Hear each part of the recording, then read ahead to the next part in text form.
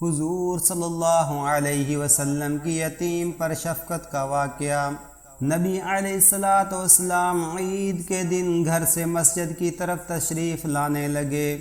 راستے میں آپ صلی اللہ علیہ وسلم نے کچھ بچوں کو کھیلتے دیکھا۔ انہوں نے اچھے کپڑے پہنے ہوئے تھے۔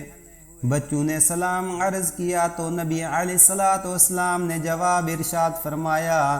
اس کے بعد آپ صلی اللہ علیہ وسلم آگے تشریف لے گئے تو ایک بچے کو خاموشی کے ساتھ اداس بیٹھے دیکھا۔ آپ صلی اللہ علیہ وسلم اس کے قریب رک گئے۔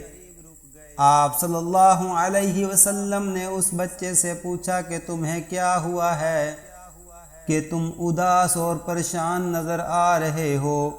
اس نے رو کر کہا، اے اللہ کے محبوب صلی اللہ علیہ وسلم، میں یتیم مدینہ ہوں۔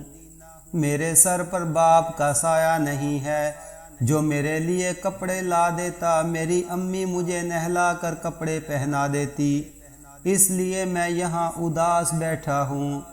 نبی علیہ السلام نے اسے فرمایا کہ تم میرے ساتھ آؤ۔ آپ صلی اللہ علیہ وسلم اسے لے کر واپس اپنے گھر تشریف لائے اور سیدہ عائشہ صدیقہ سے فرمایا، حمیرہ۔ انہوں نے عرض کی، لبیک یا رسول اللہ، اللہ کے رسول صلی اللہ علیہ وسلم، میں حاضر ہوں۔ آپ صلی اللہ علیہ وسلم نے فرمایا، اس بچے کو نہلا دو۔ چنانچہ اسے نہلا دیا گیا۔ اتنے میں نبی کریم صلی اللہ علیہ وسلم نے اپنی چادر کے 2 ٹکڑے کر دیے۔ کپڑے کا ایک ٹکڑا اسے تہہ بند کی طرح باندھ دیا اور دوسرا اس کے بدن پر لپیٹ دیا گیا۔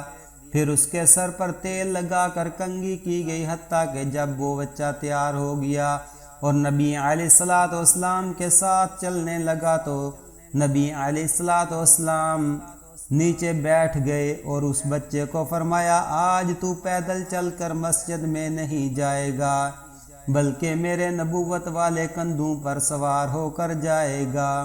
نبی علیہ السلام نے اس بچے کو کندھوں پر سوار کر لیا اور اسی حالت میں اسی گلی میں تشریف لائے جس میں بچے کھیل رہے تھے۔ جب بچوں نے یہ معاملہ دیکھا تو وہ رو رو کر کہنے لگے، کاش ہم بھی یتیم ہوتے اور آج ہمیں بھی نبی کریم صلی اللہ علیہ وسلم کے نبوت والے کندھوں پر سوار ہونے کا شرف حاصل ہوتا۔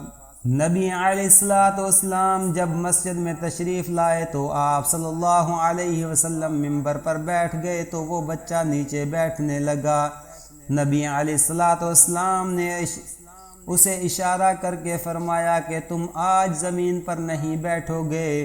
چنانچہ آپ صلی اللہ علیہ وسلم نے اس بچے کو اپنے ساتھ منبر پر بٹھایا اور پھر اس کے سر پر ہاتھ رکھ کر ارشاد فرمایا کہ جو شخص یتیم کی کفالت کرے گا اور محبت و شفقت کی وجہ سے اس کے سر پر ہاتھ پھیرے گا، اس کے ہاتھ کے نیچے جتنے بال آئیں گے اللہ تعالیٰ اس کے نامہ اعمال میں اتنی نیکیاں لکھ دیں گے۔